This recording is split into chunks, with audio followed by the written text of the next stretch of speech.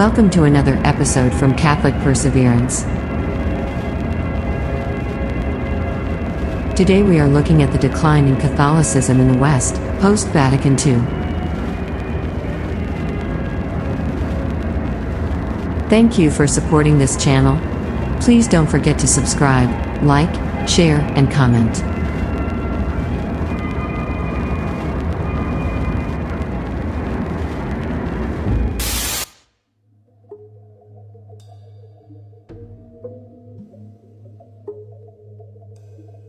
What is Vatican II? In January 1959, Pope John XXIII called for a Second Vatican Council, shocking the world. There hadn't been an ecumenical council, assembly of Roman Catholic leaders meant to settle doctrinal issues, in nearly 100 years. The first was held from 1868 to 1870, and most famous decision which came out of it was its definition of papal infallibility.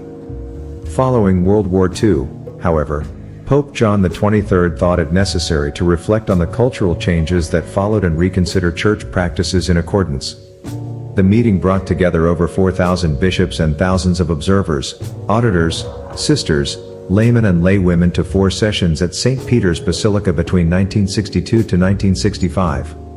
The meetings entailed settling a number of matters concerning church practices and policies, with over 9,000 proposals on the Council's agenda. After reviewing them, the Council decided on many dramatic changes to the Church's traditions, including how the Church ceremonies were practiced, as well as the use of different languages for the Mass.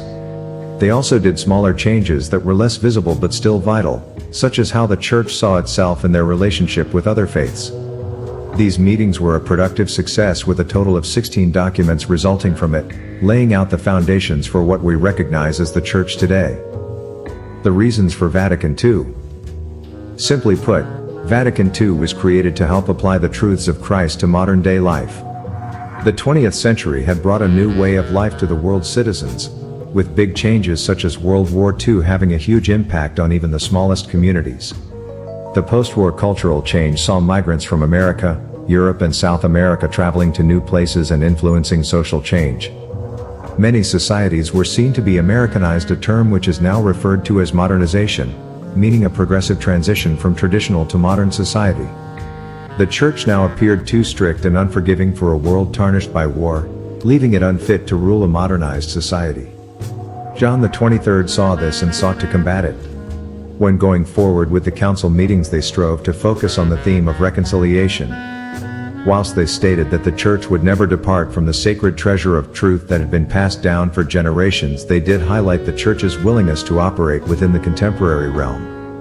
In keeping with this, they allowed Catholics to pray with other Christian denominations, encouraged friendship with other non-Christian faiths, and opened the door for languages besides Latin to be used during Mass.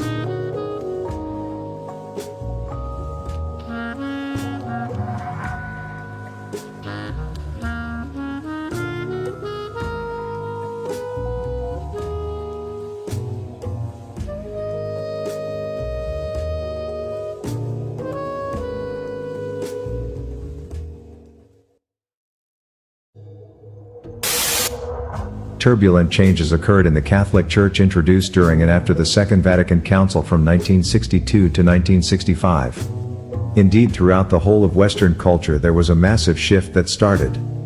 A moving away from conservative ways to more liberal progressive ways. Generally speaking, Western countries in varying degrees have seen a decline since the 1960s in church attendance, and a turning towards secularism. Such places such as Poland and Hungary have stood firmly against this change under huge pressures from the European Union imposing exorbitant fines on them because they have not bowed to their atheistic demands, such as lifting bans on abortion, and to allow so-called gay marriage, have been aggressively resisted up to this point in time. Countries such as Ireland, which up until recently have fallen victim to this pressure, and have now embraced pro-abortion policies, and the LGBT agenda. In contrast, we see a huge upsurge in Catholicism in areas such as Africa and South America. Eastern Europe saw a significant upsurge in Christianity following the fall of communism in 1991. This region remains either Orthodox or Eastern Rite Catholic, Byzantine. Other religions and faiths such as Judaism and Islam have more or less stood firm and unchanging in their ways of operating, not compromising, while Catholicism, by and large it seems, has tried in a sense to become more palatable to the generations that followed the 1960s, moving with the times. There is an interesting parallel here. Just as the Israelites moved from feast to famine and their belief in God meandered depending on its prosperity or hardship, so has Western civilization. Now the West can be seen as relatively prosperous, through the graces and gifts that God has bestowed upon it, so has the falling away of our faith. Countries in South America and Africa are generally speaking, in poverty, and are embracing Christianity. So, becoming conservative, I never became one, we always were. And so when things started changing, back up even before we got the Vatican II news, because most people in America, at least in our parish, we didn't talk about Vatican II. We just heard all these changes every Sunday. You know, next week when you come, there won't be any communion rail because we're supposed to move it out. Next week when you come, we're going to be moving a piano up to the front, whatever. It was week after week after week, and it wore down on people like us. I would have to say most of the parish just kind of smiled and thought, this is kind of exciting. I don't really know. I just know that my mother did lose all her friends, and she had many friends. But when she made the choice between Vatican II and the Catholic faith, she did lose them all. For a long period of time, maybe one came, dribbling back. With the gradual move towards a more liberal, progressive secular society, what came with it was a decline in standards, ranging from basic manners, lack of discipline, all the way through to the general moral fabric of society. This comes essentially from a move away from conservative view which tends towards maintaining traditions and essential boundaries, to a Western world now dominated by leftist liberal ideology who own most, or all the institutions, schools, universities, media, governments, which is determined to smash all boundaries that it sees as restrictive or unnecessary, especially Christian boundaries. Its biggest obstacle, of course, is Christianity. Suffice to say, you can now tune into a typical day of the television, or the daily newspaper, to see how far we have gone in the way of destruction of boundaries. Even in the programs that are not celebrating homosexuality, single parents and immodesty, and there are few, the language children use and the attitudes they assume with their parents would be reason enough to ban television from any home that was trying to foster the values of a Christian perspective. We see children responding to this with negative effects, in more ways than one. The parents, raised in the 1960s and 1970s, can claim with a certain pride, they were the ones who liberated society from the shackles of conservative mores and standards of their parents. They are wrong. Contrary to the popular notion, manners and codes of conduct are not restrictive, restraining, and binding, but liberating. To know the right way to act in society is to free oneself from innumerable insecurities and problems. To discipline oneself in private conduct sets the foundation for the concrete practice of the commandments and virtue. In parallel, the habitual practice of good manners acts as the best insurance for having and keeping good relationships with others. The formalities born from good breeding are not anachronisms to be disdained, but courtesies to be revived by the counter-revolutionary Catholic who longs for the sweetness of life of days past. How far we have slipped in last 40 years became quite evident when I picked up an American Catholic etiquette book published by the Newman Press in 1962. The author, Kay Toy Fenner, aimed to simply set out and reiterate what she supposed every well-bred Catholic knew: the basic manners and savoir-faire taught in the home and reinforced by the sisters and priests who assisted in the formation of the youth. She emphasizes a notion that has been all but lost today, that the general code of behavior of Catholics should be different from, and better than, our non-Catholic friends. Why? Because wherever we go, whatever we do, our behavior, our dress, our demeanor is judged as the behavior as of a Catholic. Non-Catholics form opinions of church not only from doctrine, but also from habits and ways of being. This should oblige us to behave courteously, honorably, and in a wholly Catholic manner at all times. Those things were very distasteful to many of us. And I could elaborate much more on the instances that turned me off when it came to the new nuns, the new teachings, the new books, the new sermons, which were dribble. So this was all during the It's all during 1960s, the 1960s, and your 65, mother wasn't on board with all that. Yes, she What was her reaction? Well, Dad was the leader, and Mom would say, "Yeah, Dad, that's true." She didn't. So how she did they didn't react to study that? Did they continue? They would still go to church, still going but to they just church. had Every Sunday they knew we went something to was church. amiss. Well, yes, something wasn't right, but we didn't. It's just something you didn't know what to do. You did not know what to do. So. What kind of egregious things did you see happening in the church that made you? Well, the translation of the epistles and gospels was becoming very repugnant. It wasn't like the original, very similar at all. So we were very disgusted with that. And the sermons, unfortunately, the same. The sermons were rather off the wall. There was one priest. When you say off the wall, what kind of things would? What can you list the anything modernist specifically? tinge of secularism and not the things that help you live a better Catholic life.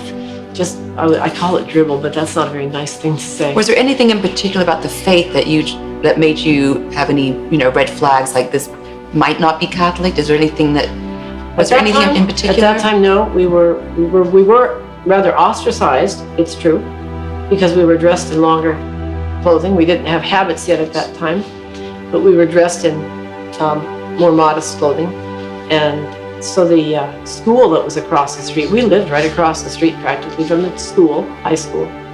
And we would get things, they would yell things at us as we were walking to the church. Someone burned our front lawn one night. So who were these people and why were they doing that? We didn't know. We never knew anyone personally. They threw apples at us as we were walking to the center to work. And one day an apple, we're talking big apple, just missed my head. I mean, I felt the air go by, so it did miss. But I don't know. Those were just little incidentals that it was like people could tell that we didn't really think the new was the best thing.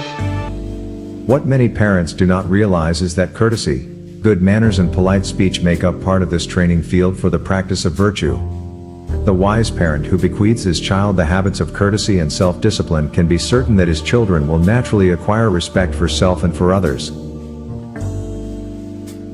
Courtesies and ceremonies are a reflection of the great order, harmony and dignity that God put in the universe. The simple ways spouses address each other indicate their regard. Be sure that even the tones they use will be observed by their children and imitated. Small courtesies, such as to say to a child, "I'm sorry. I didn't hear what you said," instead of "huh?" encourage a respect for himself, which will generate normally the refinement and gentility that is a mark of Christian civilization. When men open the doors for ladies and girls, they exhibit a respect for women and encourage their daughters to behave in a feminine and gentile fashion. When mothers say "my children" instead of "the kids" or "the brats," they acknowledge the inherent dignity of each human being. There is a false modern notion that home is the place where you can be completely relaxed, natural and free. This conflicts with the ideal of vigilance that the Catholic should practice at all times and place. To wear what suits your mood or fancy or to say exactly what you please and do what you want does not make for a happy and comfortable home. To only say what one pleases is often to say what wounds, angers or belittles. To wear what fits the fancy is often to wear immodest or vulgar clothing offensive to others. How many divorces were avoided when spouses had the habit of dressing with dignity and addressing each other with respect, rather than wearing immodest clothes and indulging in spontaneous reactions? To employ such courtesies may seem more difficult in our days. But where they do appear, when the husband opens the car door for his wife, when brothers and sisters treat each other with a mutual respect and consideration, when a family dinner is enjoyed with good conversation and refined manners, they are appreciated by those who suffer from lack of them. In fact, the effort demanded by courtesy and good manners represents a benefit not just for the individual and the family, but to whole of society.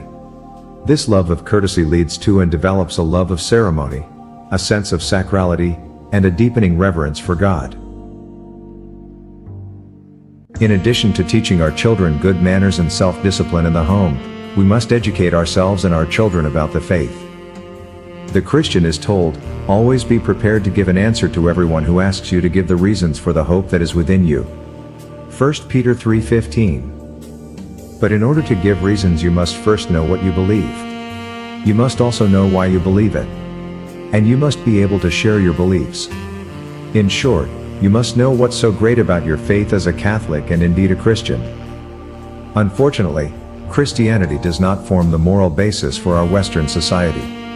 Most of us now reside in secular communities, where arguments drawn from the Bible or Catholic Christian theology carry little weight, and where we hear a different language from that spoken in church.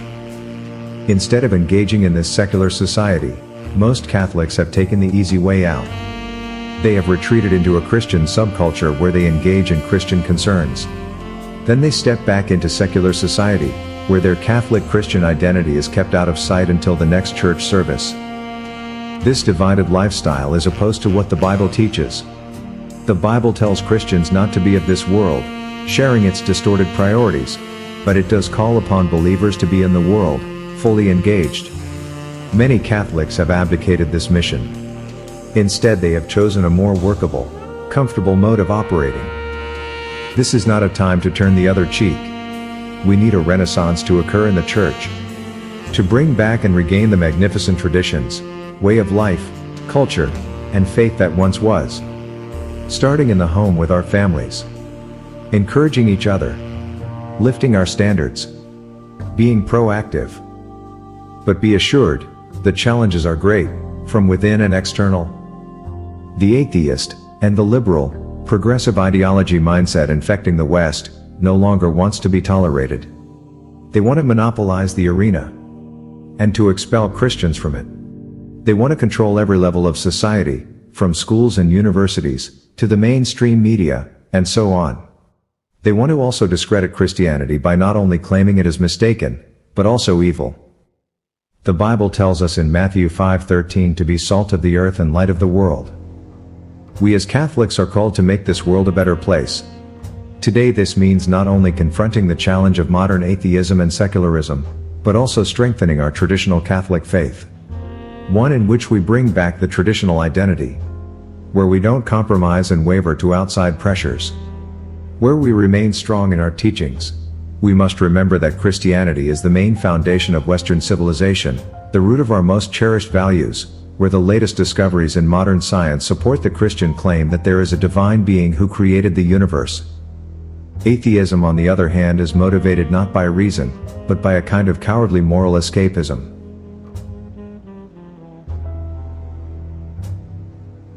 We must resist the tendency to be the type of Christianity that retreats, and instead stands firm and unwavering. As St. Paul wrote, "So then, brethren, stand firm and hold to the traditions which you were taught by us, either by word of mouth or by letter." 2 Thessalonians 2:15. Most of the people are following this, and we're kind of a sore spot. So that's something you do realize, that there's something collapsing, but the big picture, I don't think at that point it wasn't, but as the years went on, of course, it became very, very clear. But also, we're never going to act like we're something and you're nothing. You're wrong and we're right. We don't treat anyone like that, and we don't think that. We know we're trying to be true Catholics. We believe we are doing the best we can to be true Catholics. But it doesn't mean that someone else who doesn't see the same picture is going to be treated like, well, you're a heretic. No, we don't call people heretics. We try to bring them to the light. We try to be the light and bring them to the light to see that they have been deceived. And that's a great thing. We see it happening today even more than I think all my other 54 years in CMRI. It's astounding to see people call and say, do you have the Latin Mass? And then, of course, I have to tell them, we have more than the Latin Mass. We have the Catholic faith. And that's what safeguards the Latin Mass, and the Latin Mass safeguards the Catholic faith. But we don't just have the Latin Mass because we like it. We have it because we believe it's the only true Mass. The Holy Sacrifice of Calvary, renewed in an unbloody manner on the altar. So it's amazing how that what goes around comes around, because the growth that seems to be happening now more than ever as the mainstream goes more and more off the wall as far as anything that's defined as Catholic, and little souls here and there who have waited now, how many years? Since 1967. Because it was painful. And I know an 80-year-old couple just called this week. Said, our hearts have been broken, sister, for 40 years. We just don't know what to do. Can't find them. I'm so happy to hear, what you're telling me. We will be there. As soon as we get moved to Salem, we will be at church. Wonderful.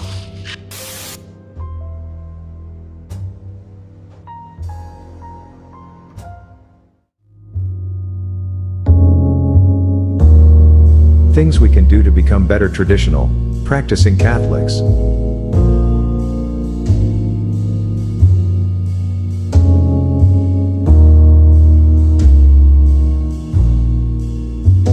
One, consider getting rid of your television. If you can't say goodbye to your TV, use it to watch Catholic content only from YouTube.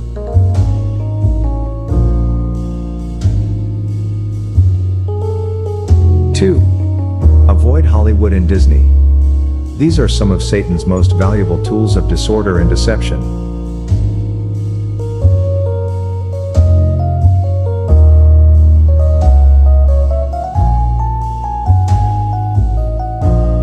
3. Keep away from family and friends that lead you to sin.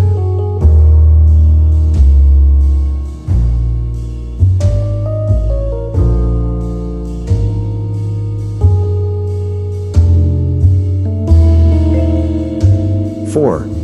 Pray often. By yourself, and with family and other Catholics.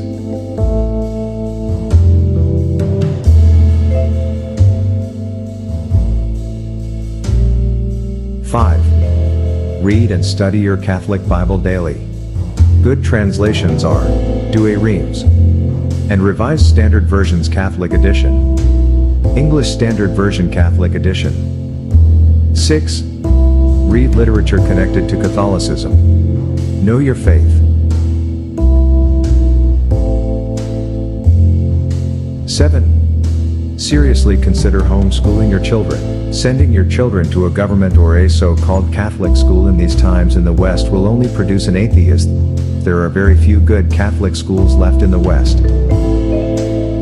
8. Start going to Latin Mass. The traditional Latin Mass was considered the only true Mass before Vatican II. 9. Ladies, consider wearing the veil to Mass. A beautiful tradition which has largely been lost to the history books. It is a profound sign of humility and respect. 10. Always dress your best for Sunday Mass. Dress modestly and respectfully for this most important occasion.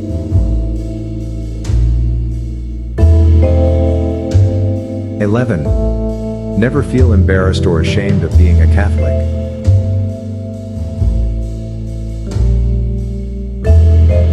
12. Know the Catechism of the Catholic Church. Every Catholic should have this book to refer to.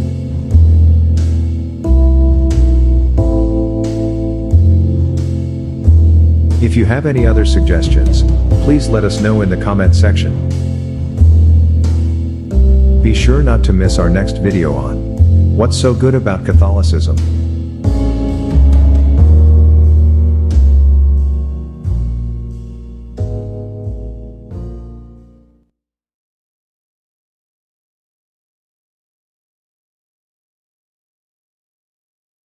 But don't you feel sometimes, sister, that you'd like to have the companionship of people of your own age, of 18, 19, young girls and young boys? Well, certainly not young boys, except my brothers. Yeah. But I do sometimes miss other young companions, and particularly my own little brothers and sisters. Well, now, in about 4 years' time, you'll be taking your solemn vows, won't you? This will mean that you're going to live here, within these walls, in this place, for 50 or 60 years. Lovely. Lovely. Oh, yes. You feel you're old enough to make this decision? Yes, because, many girls are married at 19, and they're prepared to spend 50 or 60 years with the man they love. And so for me, the idea of spending my lifetime with my heavenly bridegroom, whom I love much more than any girl could love her husband, gives me the greatest joy.